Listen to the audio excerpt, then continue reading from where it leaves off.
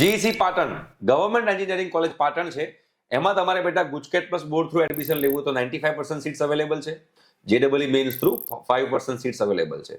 તો અત્યારે જેડબલઈ men's through તમારે કયો રેન્ક હોવો જોઈએ જેના કારણે તમને જીઈસી પાટણમાં એડમિશન મળી શકે એની વાત કરશું.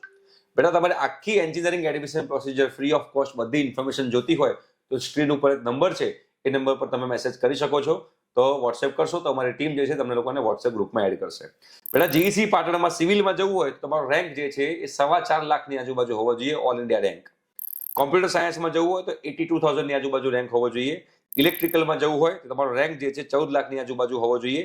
ઇલેક્ટ્રોનિક્સ એન્ડ કોમ્યુનિકેશનમાં તમારો રેન્ક 2.5 લાખની આજુબાજુ હોવો જોઈએ.